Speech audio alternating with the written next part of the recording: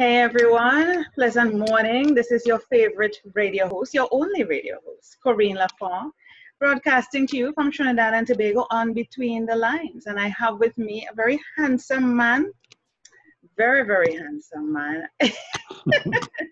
You will notice he's looking left and right. And his name is Andrew Scarry. Yeah, right? Awesome. I mean, Andrew Scarry. With a name like that, you might want to be scared, but he's so gentle, believe me. And I'll tell you a little story before we get started. Andrew and I have been talking long before we got onto the show this moment. And when I noticed that he was going to be coming on today, I was like, we did this show already. You know what to do. You're coming back on again. And he's like, no, this is the first time. So I'm like, we haven't done the show before. I just felt as if we had done the show before, and he's booking a second request because people tend to do that. I was just like, why? Because I tried to look for his name in the folder. I create folders for all my guests, put all your files in there. So I'm like, why am I not seeing Andrew Scarry? Where is he? Only to realize, damn, he was he wasn't on the show before. I am so sorry, but I am glad that you're here today, Andrew Scarry. I've been waiting. Yes, I know, right? And before you start talking, let me do a professional introduction of you. So Andrew Scarry is a global executive, having traveled and worked in diverse industries, countries, and cultural settings for over 20 years. From a young age, he fostered an attitude of creating opportunities and observing and integrating successfully wherever he traveled. He has worked in industries including retail, warehousing, and removals, forestry, fisheries, hospitality, food and beverage, media and broadcasting, commercial diving, culminating with executive management in health and safety in the oil and gas industry. This experience was often gained in multicultural workforces where observation, diplomacy, communication, and respect were key to successful integration of himself and others towards developing a positive company culture. He learned how one key virtue was instrumental to his success. This experience has given him a unique perspective as a worker at every level of an organization structure to observe the challenges executives and managers of cross-cultural workforces face, as I'm sure many of you are facing today. He presents a concept and his reasons meant to provoke a paradigm shift in how we consider tolerance and its effects on individuals, organizations, and society at large. He outlines strategies derived from his own experience and that of many others operating as subject matter experts and professionals in cross-cultural environments meant to propel people towards greater profit within a new paradigm of behavior. And we're talking today about how tolerance, what are we talking about today, Andrew Scarry? Well, in the subject matter of your podcast, how tolerance in a relationship is toxic. It is. And relationships in every way and form. So it's not just tolerance in personal relationships, but once you're interacting with another human being in work, friends, whatever it may be, how tolerance can be toxic. So welcome, Andrew Scarry, to Between the Lines. Thank you very much, Corine, and thank you to your viewers and listeners. Thank you. Where are you calling in from? You are a man going, skipping, plane hopping, flying. You've caught me before a flight, but I'll be flying back to Thailand in 2 days, and now I'm in Toronto. Yay! How is the weather there? How is the weather? Cold. Oh. But I like it. Any weather's good. Anyway, be thankful. Well, I'm in Trinidad and Tobago, so it's very warm here. I mean, we don't wear a lot of clothes and cloak up and all that. We're good to go. So tolerance. How tolerance in a relationship is toxic. Sounds strange, doesn't it? Yeah, I have to kind of, process that because people use the word tolerance in relationships, and I'm talking personal relationships, man and woman, marriages, etc. Sure. To mean that it's a good thing. It's not a matter of how it can be toxic, but it's more you need to tolerate your partner. You know, and then once you can tolerate your partner, you're good to go. But you are putting a different spin that same tolerance can be toxic. So I need you to explain to me, when you say tolerance, what that means, and in what context are you speaking about tolerance being toxic, or is it at a particular point? So you can handle tolerance at this point, and then beyond a certain point it becomes toxic. That's kind of like a loaded question, Andrew. Well, my premise is that tolerance is toxic anytime it's being used for the wrong purpose. Mm.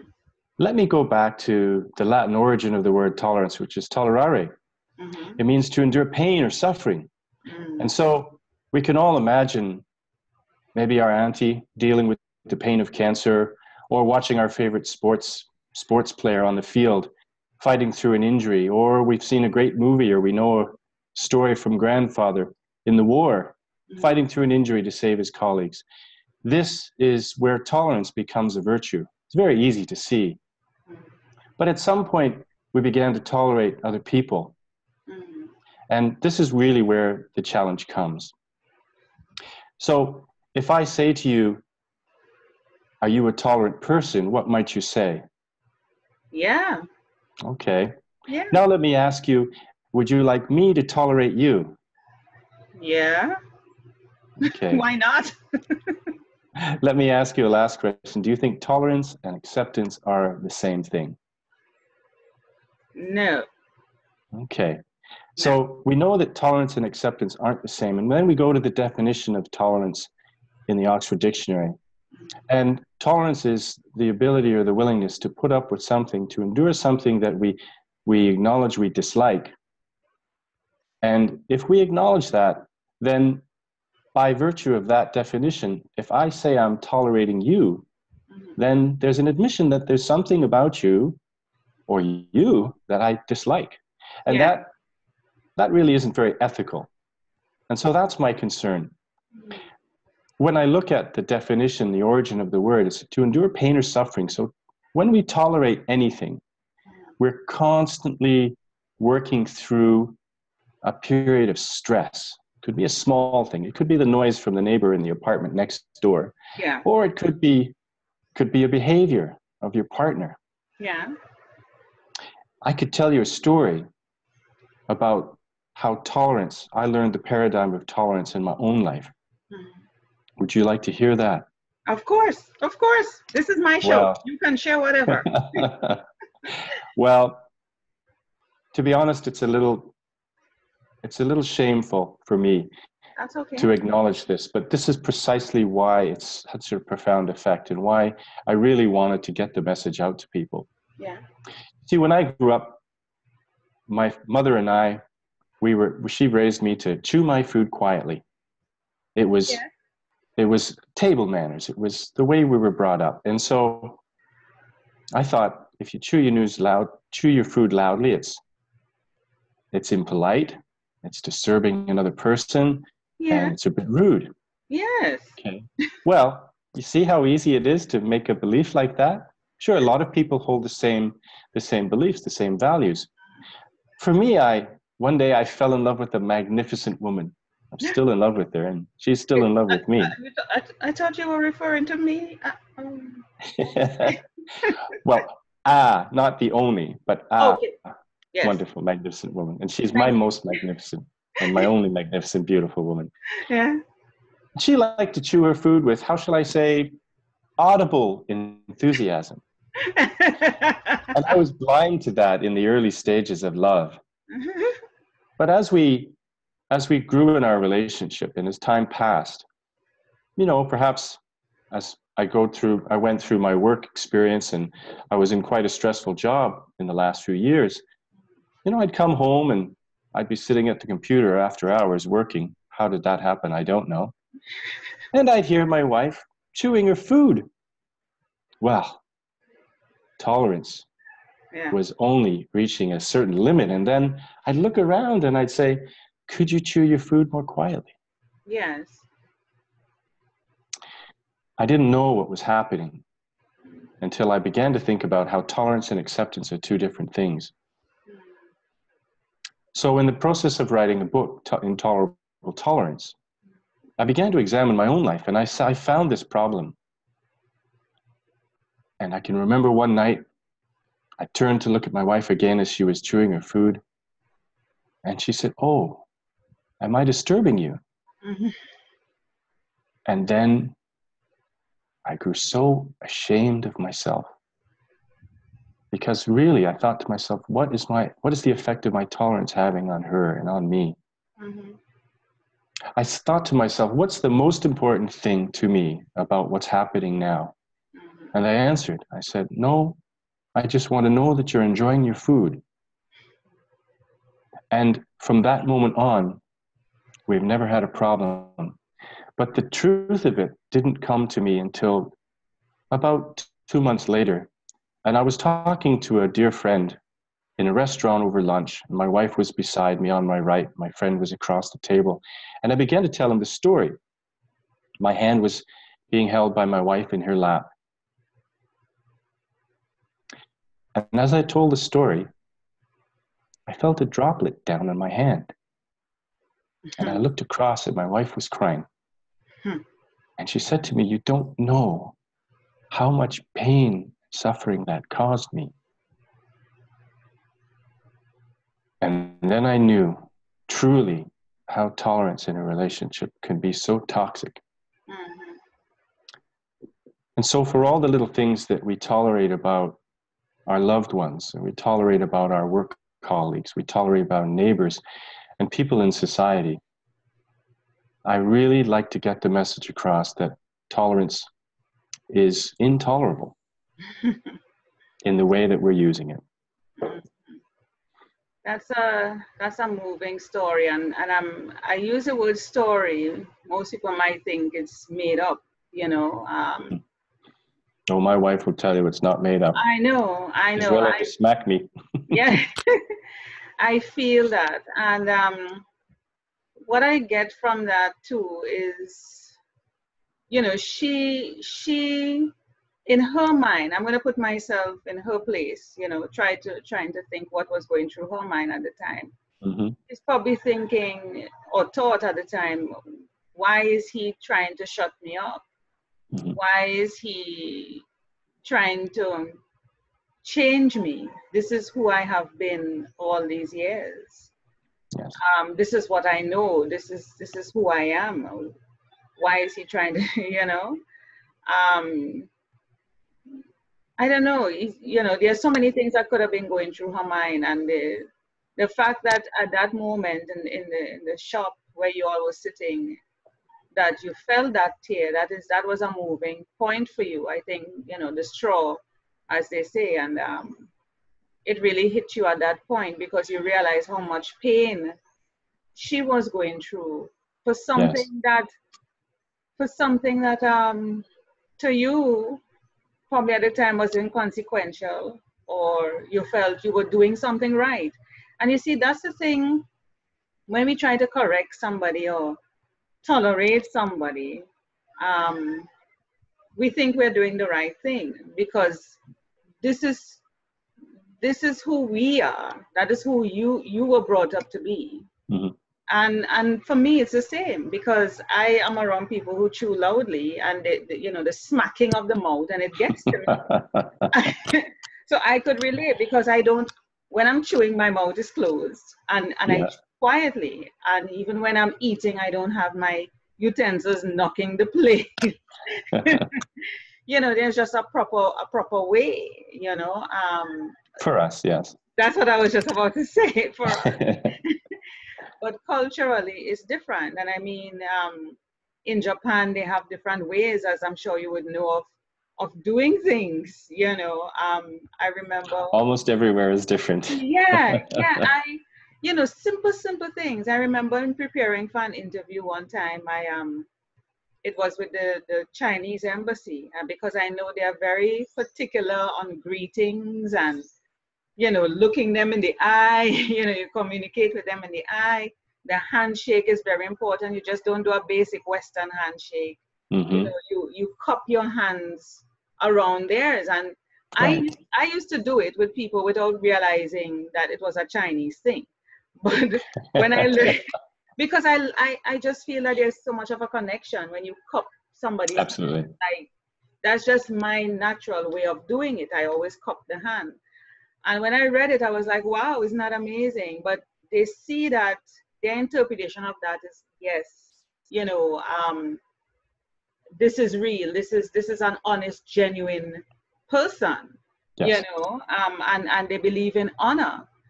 And so somebody has to be like, why are you holding up my hand like that? You know, I'm not into that, you know.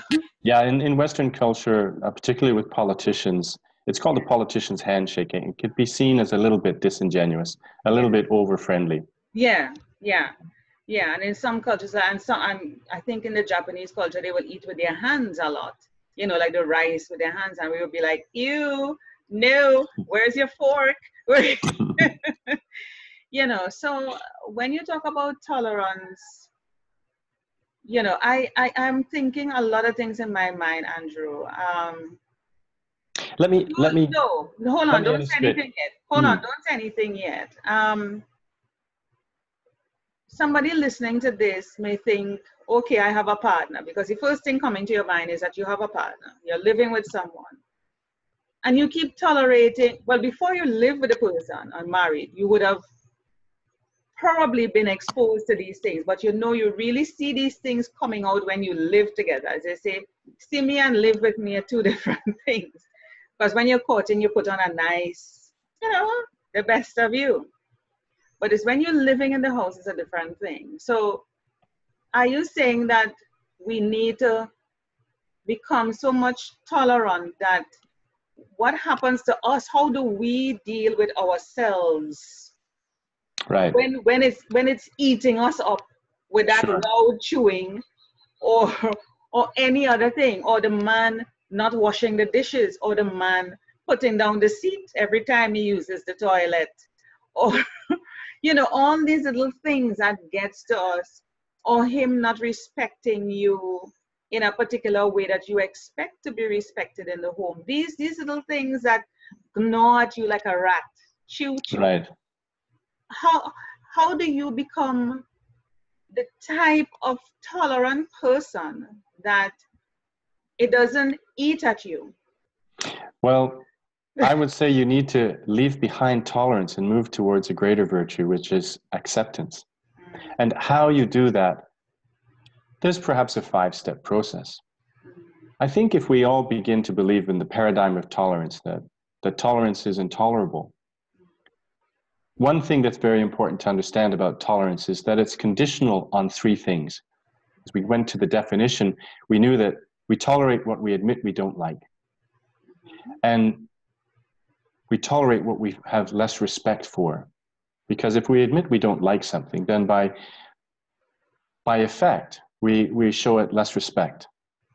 And we tolerate only when it's convenient to do so. So tolerance has limits. And, well, in history, of course, the worst examples of this are in Nazi Germany, in the former countries of the countries of the former Yugoslavia, and even in Rwanda. You see, there were groups, tribes, members of people, members of society that were tolerated until there was an opportunity to do something about it. And that's oftentimes what tolerance was. In my own example, I would just run out of patience, or the endurance would be too much for me, and I'd snap. I'd do what I call the tolerance bomb. Tolerance would just reach its limit, and I would unleash with something unkind. I call that the tolerance bomb. So when we know the truth about tolerance, we really have to move away from that. Tolerance too, you mentioned that there were these little things that were stressing you out. You know, if we tolerate 1 thing, 2 things, 5 things, 10 things in the home, can you imagine all that constant stress from those small things? It all adds up, and it really does damage your relationship. I like to use another analogy about tolerance. It's a little bit like a pill that has no effect. We think it does, You know, and in medical terms, we call that the placebo effect. Yeah. If you think that tolerance in a little pill can help you to deal with this stress, the stress from being bothered because you walk into the kitchen and the dishes are left there, or you walk into the bathroom and the toilet seat is gloriously up.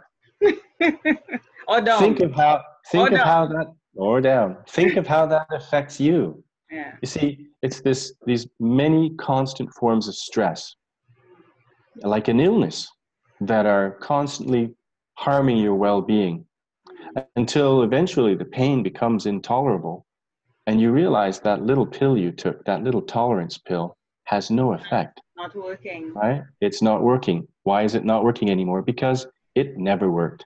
The only thing that was working was your ability to endure the stress.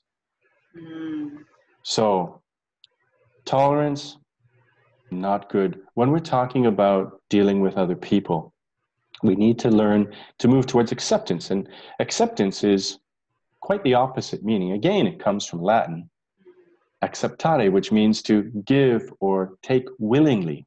So there's a willingness there, and you willingly take things which you think have value and that you want, that are positive. So how do you move from tolerance to acceptance? Well, the first thing is to understand the truth about tolerance and to realize the effect that it's having on you and your partner, another person in your life. How do you move towards acceptance? Well, I'd like to say that you travel on the path of gaining knowledge, feeling empathy, and giving respect. And then you can move to acceptance. Because when I learned about the truth about tolerance in my relationship, let's say with my audible enthusiasm moment, I began to realize, okay, you know, I had to understand something about myself and understand something about my wife. Obviously, in my culture, when I grew up, my mother taught me these things.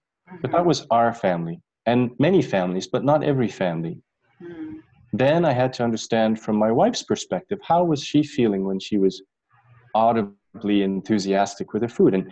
And she was enjoying her food. She was very happy and comfortable. Typically, it was the meal that I prepared for her.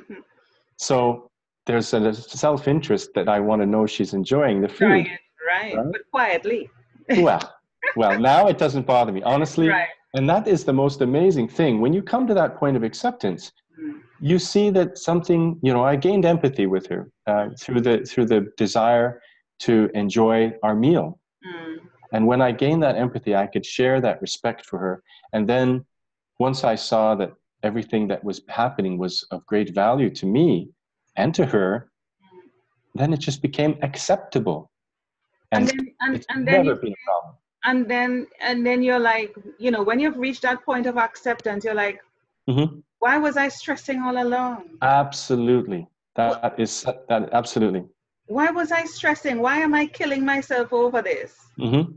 Believe me, I mean, when I think of it now, all those occasions that it caused me stress, they just don't exist anymore. And that's just for one example. Yeah. So can you imagine if you multiply that in your relationship with small things, many small things, and when you get better at doing it with small things, you can move on to bigger and more difficult challenges in your life. Somebody looking at you, seeing that level of moving from tolerance to acceptance might say, you're just too casual. Why aren't you fretting? Why isn't that bothering you? Can't you see this is, you know, and they're there to tell you why are you accepting such a thing? Well, true. You know, that on the scale of endurance, at one side is indifference.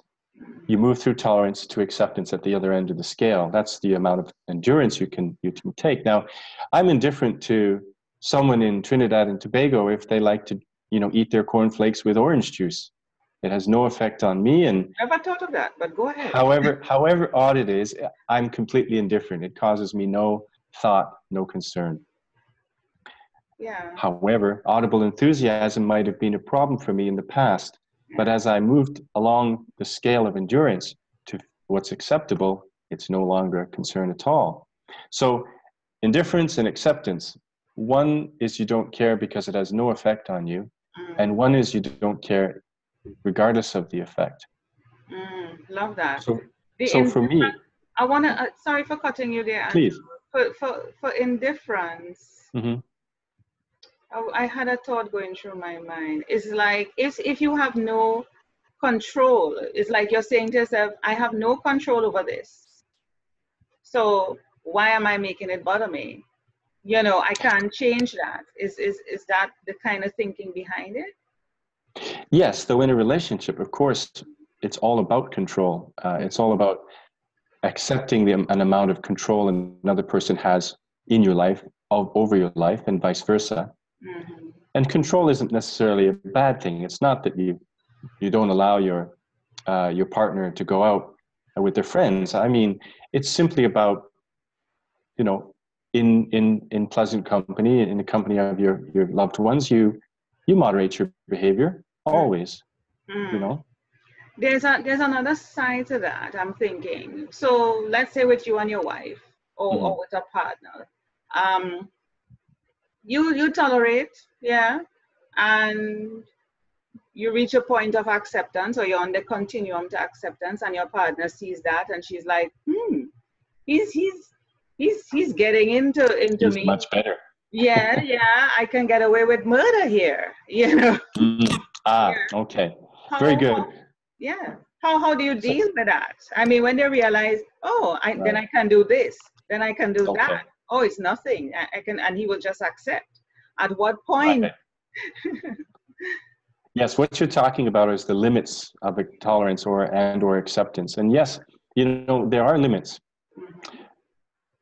In my blog, Intolerable Tolerance on WordPress, my last posting was about Harvey Weinstein and the Me Too movement. Yes. There's a classic example in the story there that we're seeing around the press and around the world, majority in North America, but it's moving elsewhere now.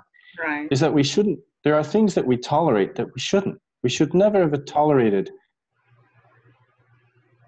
poor behavior, immoral behavior, unjust behavior. Yes. There's no, when you understand the damage that has, you simply don't allow it. It is unacceptable, and you do what you can to prevent it. Now, arguably, it's taken some time, but now we're at a threshold where people are really gathering around the heroes that stand up against it and say no, no Yeah. more. Yeah. So again, the other thing is, you know, from a historical perspective, when we see tolerance in a society, and we learn how people are using tolerance to create hateful, harmful messages, that's not moral. It's not ethical. So again, there's no room for tolerance in immoral behavior or unacceptable behavior. That's not that there is a limit to tolerance and acceptance. And in fact, if we come to the issue of free speech, we shouldn't, you know, we don't tolerate and we don't accept hate speech. We don't allow people to condone violence with one another. You know, man against woman, this person against that Or even person. races, because This the race, you know, racism is real. You know, people are making it an issue, and you know, it's just the few persons that are pushing this propaganda and perpetuating this thing. Because when I look around, I mean, I am like, most people may not even have an issue with racism, you know, or races, sorry, with a different race. But there are few people who are still pushing this agenda. And I'm like, come on, we're in what? Is it the 21st century? We need to move away from this. And there's so much integration of races, of different nations. Your wife is from Thailand, for Christ's sake. You know, other side of the world, what's happening with that? How do we bridge that tolerance level? How do we bridge that? I think I just lost Andrew for a minute there. I am going to wait until he comes back, but in the meantime, here's what I'm going to do. I'm going to share my screen and play his play his video so that you can get a bit about him there in a moment until he comes back in.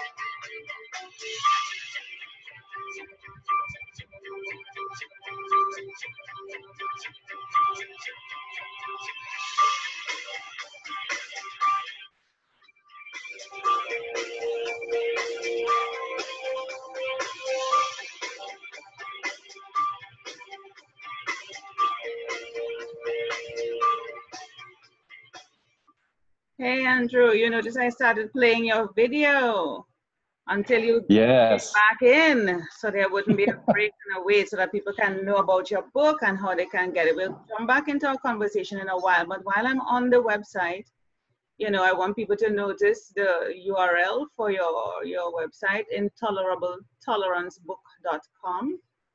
Thank And you. that video that I played was obviously on his website. He's an author, coach, speaker, and consultant. That's his handsome picture right there. And you're doing, I think you're giving a free downloadable copy of your book. Absolutely. So persons can get it. The greatest mission in any book is to get a message out. It's not Yes. about the business, but certainly about trying to share this important message with people. Right, so people, you don't even have to pay for it. This is the ebook version. It's downloadable. So you just put in your name. All he's asking is for your name and your email address, first, last, and your email address. And as it says here, get your free copy. I already did it. So, very good. Right, I already did it. So here you go. And I want to get to your blog. So it's Intolerable Tolerance. I have it somewhere here. Intolerable Tolerance. .wordpress. Intolerable Tolerance, right? Yes, .wordpress.com.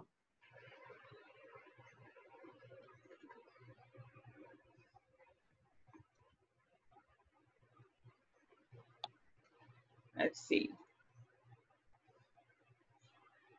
I don't know why. Here I am in Toronto and suddenly my internet went out. So I missed watching the video. That's okay. I'm sure you know the video. Andrew Scarry. Yeah. Yeah. So this is his blog post page. So, and I think you can also get a copy of the book from here as well, but go to his website and get it. But if you want to read his blogs, and we were talking actually about this Me Too movement and tolerance regarding that, and people, you know, coming forth and standing firm on what they believe and not tolerating or accepting, I should say, immoral behavior. Yeah. And then I was saying to you about this whole thing about the races, you know, a tolerance for another race. And I was mentioning that your wife is from Thailand. I mean, while, you know, I see everybody coming from the same race. For Christ's sake, we're all one people. Let's just get real here. You know, some of us just have color, some may not have, some may have a bitter color, some may, you know, what's happening? I think I lost Andrew there a while ago, and I know this must be upsetting him, but I don't want him to be upset. Yes. Okay, so we're going to hold on for Andrew and just talk about, I think this is his most recent blog post that he was talking about. There we go. And let's see if we can, yes, there you are, Andrew, back again. So we were talking about the races, and before I move on, I was saying to people, you know, who will be listening to this, I'm sure Andrew's getting upset. You know, he's just getting bumped every time, and I don't want him to get upset. He needs to tolerate and accept that this is what is happening. So, oh my God, are you hearing me? Andrew is having some issues with his internet. I can see that. Yes, he's back in with us. You're having some issues with your internet. That's fine. Today is I just don't our know. day. That's okay. Today is just our day. We are not going to make that bother us because we are tolerant people and it's out of our control and we are rolling with it and I'm still here. The important, I'm very accepting. I'm an accepting person. you're right, right. So let's talk about the whole thing about tolerating a different race. We've spoken, about the culture, but tolerating a different race. Some Mhm. persons are still perpetuating this racism when there's so much integration of the races. You know, Absolutely. yeah, and people, how do we help persons on this show to move towards a level of acceptance? That's one.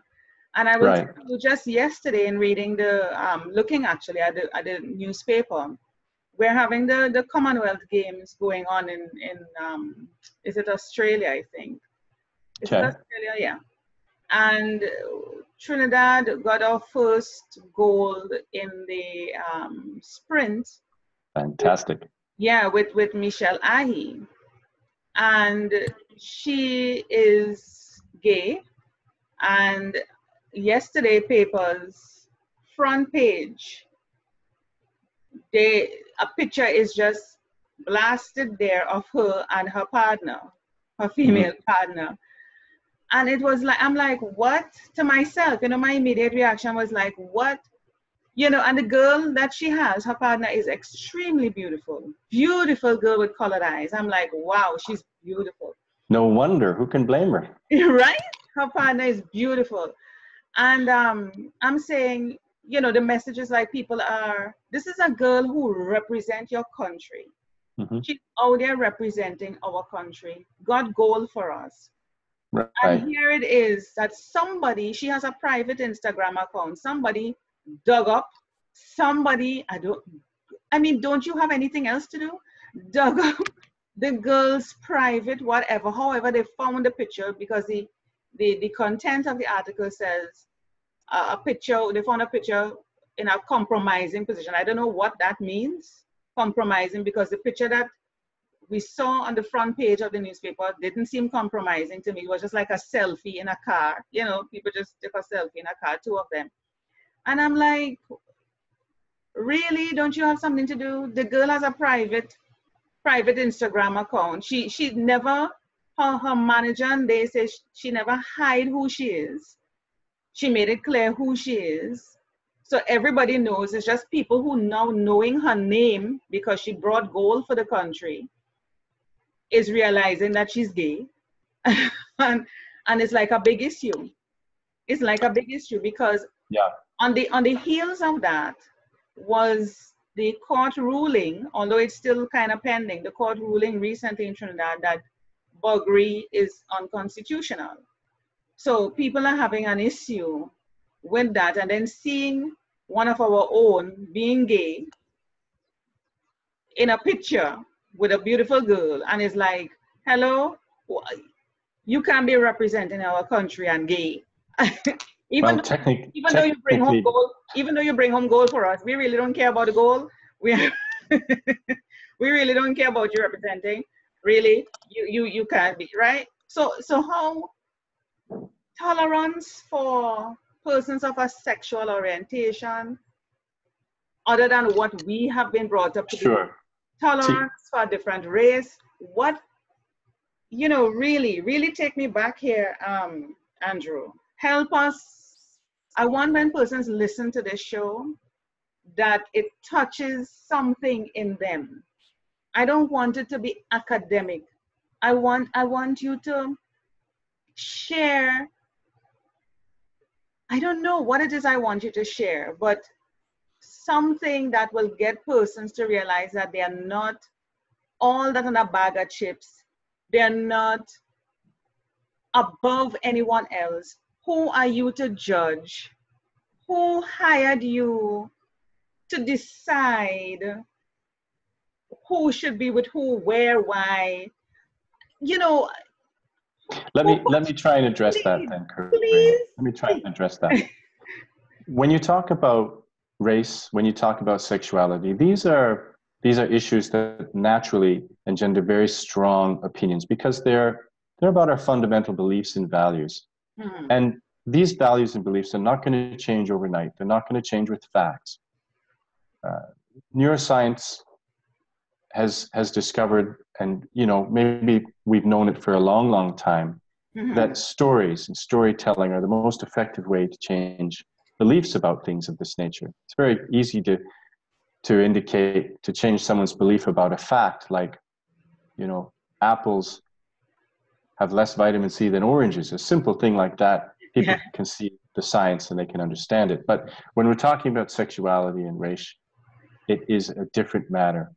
So we don't try and change people's beliefs in that case. Now, one of the greatest ways to gain acceptance about sexuality, whether it be gay, lesbianism, anything different, or to gain acceptance about other races, is oftentimes in the family experience. No one else than the gay community, and I'll just, forgive me if you want to call yourself lesbian or gay, but I will say in the gay community, that includes everybody, Right. lesbian, transsexual, transgender, etc. Yeah. Yeah. No one better than that community understands the truth about tolerance. You Mm. don't see them using the term tolerance anywhere in their literature, on their websites, etc. It's acceptance. They know more than anyone else the importance of being accepted. True. True. That's a good point. Yeah. Yeah. Now, I can remember, and imagine you're at a wedding, okay? And in my cultural experience, I'm Christian, and so we have a priest. But whenever you're getting married, let's say in my cultural experience, might hear the expression, John, do you take this woman to be your lawfully wedded wife? And Mary, do you take this man to be your lawfully wedded husband, to love, cherish, and tolerate him? Never.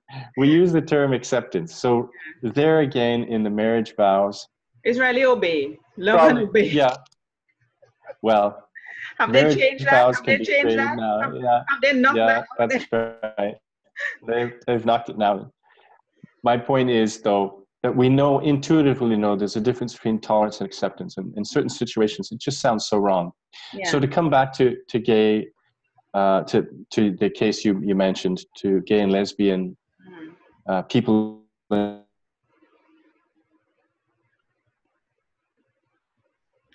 Oh, he's having some issues with his Yeah, internet. Yeah. Yeah, you kind of stalled there for a minute. Yeah, go ahead. the most important thing is to understand that we're not going to change our beliefs and values overnight, if at all. Mm. So what you need to do is move to a point where you can see there's some similarity, move to some common ground. Mm. When I get to know a bit about myself, when I understand why it is that I prefer people like me, this is biological, it's fundamental, it's right down to our core being. Mm. From a very early age, right Mm. through evolution and biology, we've learned, and neuroscience is finding this out. There's many, many papers available. I don't want to be too scientific, but we Right. know that we're afraid of the other, and we are attracted to people like us. So if we know that about ourselves, we can understand why it is that we may be a little bit wary around people that are different from us. And when we know that about ourselves, we can become the captain of our ship. Mm. We know that there is this fear, and it's not reasonable. Well, we can control it. Mm. Does the fear drive me, or do I drive the fear? And so when you know that about yourself, and you learn a bit about the other, you learn a bit about their culture, find something that you have in common. It's very easy to do the more you know about each other and the more you know about yourself. Then you move towards a position of empathy. Well, geez, they don't celebrate Christmas, but they celebrate this. And, it's very much alike in terms of its meaning and its effect and its joyful experience. Well, I can respect that. They're Mm. not that much different from me. And Mm. so then you can get an empathy for them. Mm. You gain an empathy, and then when you gain empathy for someone, you're more comfortable around them, and that can grow towards respect. And from respect, it's very easy then to be accepting of them. You'll perhaps know that in your own work experience, when you've gotten to know someone who initially seemed very different and perhaps a little bit intolerable to you, after a time, you found that there were many, many things that you shared in common. And that is really the truth to making peace with people of a different sexual persuasion or a different racial persuasion. It does take a little bit of effort, but know and understand why you're feeling these things about yourself and about another person, and then become the captain of your ship. Can I interject here and say that I suspect that the reason that you have become the person that you are today, more tolerant, more accepting, after you have learned, it's not that you were just born and you just become the person that you are, because of course we were all influenced by our parents, society, etc. And then as you went along, you learned about yourself and who you are, and to tolerate and accept. But I believe or suspect that it's because of your exposure, your wide exposure, the travel. Because travel, and I encourage a lot of people to travel, it allows you to see see things, experience things. It takes you out of your comfort zone when you have to adopt to survive. Absolutely. You cannot come with your own attitude and force it on a nation and say, I'm here now, my name is Andrew Scarry, and I am here. And you, I'm here to scare the hell out of you. I am here now. So all of you 1 million or 2 million people in this place, you need to change. Me, you need to behave like me. Of course, me one of me, all of y'all, me. There might have been, there's the nature and nurture here. There might have been a little bit in my upbringing that developed that in me. And you're absolutely right. Travel is perhaps the greatest fire to forge our steel. But let me tell you, when I grew up, I grew up with a very humble parent. There was nothing that was grandiose or superior about mom. Yeah. And I grew up with that attitude as well. But I grew up watching a television program, which nowadays is nothing like the original, but it was called Star Trek. Of course. Over 50 years ago now. And I grew up watching people that were completely different. People. And then not even human people. I mean, not even the same species. Yeah. So I grew up watching the potential for mankind to get beyond racism, to get beyond bigotry, etc., to really integrate with one another, to see people as valuable and useful and admirable, and to form great friendships from that. I grew up seeing green was beautiful. Yeah. If a woman was green, if she was bald, she was 2 sizes larger than me, didn't bother me. Yeah. To me, what I saw was that people that were different from me, fundamentally different, could still be beautiful. You made a very salient point. I grew up on Star Trek, Star Wars and this thing, but especially Star Trek with Captain Kirk. Yeah. He's still nice my boy captain. From Canada. Nice Canadian boy. Of course, he's still my captain. And I never thought about it that way, because Star Trek was really about the universe, traveling out there, and of course you're not going to meet people who are like you. So it wasn't like how you place it now, which is after so many years, you're bringing a new perspective to something I've watched as a child. But back then, and even up to this point prior to you saying that, I never thought of it that way, because obviously somebody from the universe, after seeing alien shows and stuff, they look different. You can't have that. No. But really, they were on the ship with Captain Kirk. Yeah. They were living together, working together, having each other's back, being And in love, being in very love, deep. Yeah, absolutely. being in love, fighting for each other, Yes. saving each other. I mean, I never thought about it that way, that people from different Mhm. worlds, different, totally different, and they existed in that one place. Yes. Why we can't do that on this planet?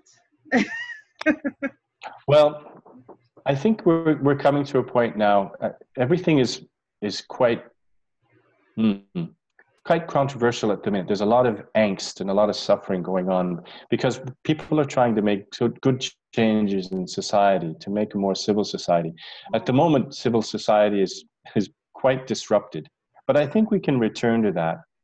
The most important message, I don't want to dwell too much on Star Yeah, Trek per yeah, se, but it was about how we communicated with each other, and it yeah. wasn't about believing that they were wrong because they were different from us. It was about how can I communicate with that person Mm-hmm. effectively, Mm-hmm. and communication really and understanding is very very important in terms of making tolerance intolerable. Let me give you a small story Yeah. about moving and working to the Middle East.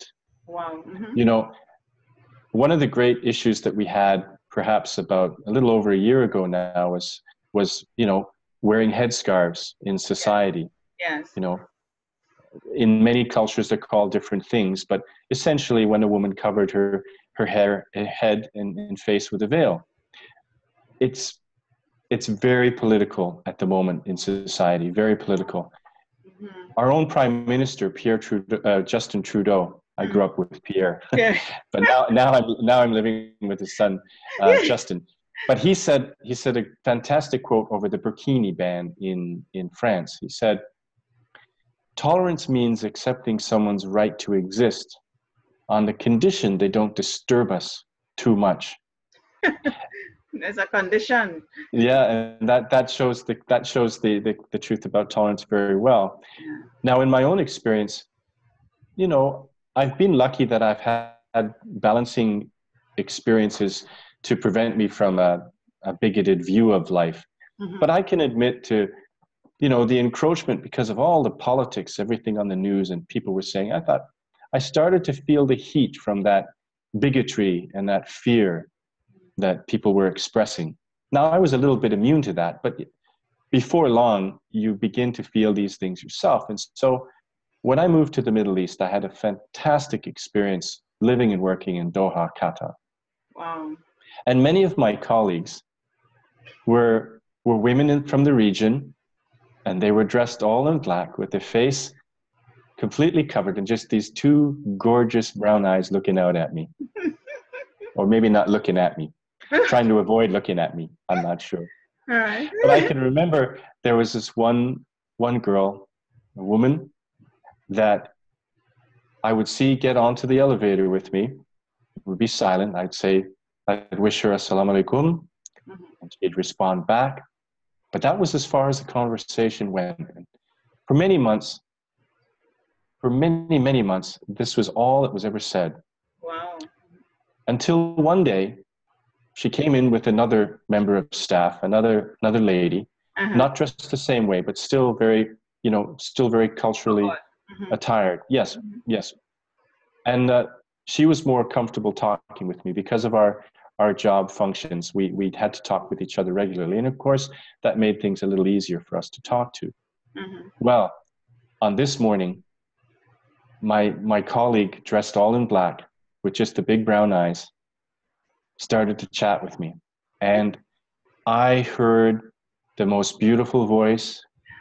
I discovered the most friendly, loving personality. Yeah. And immediately it melted away all that fear and concern. And so sometimes that's all that needs to happen Mm-hmm. when we're faced with someone that is the other, Mm-hmm. for whom we feel some fear or concern. It Mm-hmm. just takes a little bit of humanity. Yes. And you can't force that. It No. takes time. I was consistent in my behavior with her to be respectful and neutral, Yeah. perhaps even a little bit positive in my dealing with her. Yeah. And she opened up. Yeah. You can be too friendly, Yeah. in which case you wonder about the friendship, or you can take time to get to know and respect and like each other. And that's what happened between us. And it was a fantastic lesson for me to know that don't submit, don't fail to use higher values and fall prey to fear. Hmm. Don't do it. Don't listen to that. Yeah. And always look for positive experiences in your life to defend against these moments of fear that you get, because it's normal, it's common, it's very human to feel doubt and fear from time to time, but always temper that with a positive experience. Very good. I love that, and that's a great way to end the show. And you use a word there, humanity. And humanity has nothing to do with color, culture. You know, it has, there's nothing like that in there. Humanity is one race, one race, Mm-hmm. you know, one, whatever you want to call it. There's One no, species. one species, that's right, one species. And so there's no color, there's no creed, there's no background, there's no culture, there's no, I was raised this way, audible chewing, whatever it is. There's nothing. It's just, and it forces you, when you start thinking of humanity, it puts your mind in a different frame to start looking now with different eyes, start thinking now with different thoughts. And so opening yourself to one of yours, because it's one of yours. Amazing, Absolutely. amazing, amazing. I just want everybody to get a copy of your book, Andrew. It's I'd free. like that too. It's free. Free to download. He's not even charging for it. He's not even saying, you know, buy my book and just pay shipping and handling. Don't buy the book. Get a book for free and pay shipping and handling, which some people do. He's like, just put your name and email and you get a downloadable copy. And it's so quick and easy. You don't have to wait 3-4 weeks to get it. It's right. Well, you will. You will, in fact. It's still in the final stages of production. It should be out in about 4 or 5 months. Yeah. Right now, we're doing the pre-orders. So the website is there to get pre-orders. Okay. And it'll honor everyone that signs up will get the ebook when it becomes available. So beautiful. It's not out yet. It's not out yet. Great. The manuscript is being finalized and will go through editing. And then once all the editing is done, then it will be issued. So beautiful. So right now you're just taking requests for persons who want pre-orders. That's right. Very good. So that's a great way of doing it. You know, and building it and doing these shows is going to help you to get, you know, build that list so that persons will be able to get a free copy. That's absolutely. But you know, the main thing is that you're not charging them for it, even when it is available. You're not even saying pay this, whatever. It's free to persons because your point, the key is to get the message out, because you want more people to understand. And I want to encourage people to travel. And travel, you know, may not be an expensive thing. You can start within your own country, your own state, but travel to a different neighborhood. Yes, that's what I'm going to say. Just come out of your little community and go somewhere else. You know, spend a week, spend 2 weeks, and just try to understand how people are there, and be open, and just see everybody under the umbrella of humanity. Oh my goodness. Thank you so much, Andrew Scarry, for being on Between the Lines. I appreciate you. I love you. You know that. You know, I learned so much from you today. I mean, this discussion is nothing like what we had. And I felt, oh, I already know Andrew Scarry, you know. But this you don't know my book. Right. But this just adds to what we talked about in our friendship building up to this point. And I want to say how much I appreciate you, what you have done, what you have learned. And you know, this is why I have my show, you know, really to educate and empower persons and get the message out, and to help people to be better human beings. You know, not a better black person, white person, Chinese, a better human being, so that it can have, yes, it can have an impact throughout the world. If I can impact one person, that makes a whole lot of difference. And I appreciate you. I love you. Thank you so much. And I look forward to getting a copy of your book when it's ready. Yes, indeed. A hard copy. Yes, with my own message in there. Thank you. Absolutely. Thank you very much for the opportunity again, of course. And I wish all your viewers, listeners well. Get a copy and see if you can begin to understand your partner a little better. Yes, Because and yourself. tolerance in a relationship is And toxic. yourself. And yourself. Because once you're able to understand yourself, you'll be able to open up to everybody else. Indeed. Thank you Thank so you very much. much, Corine.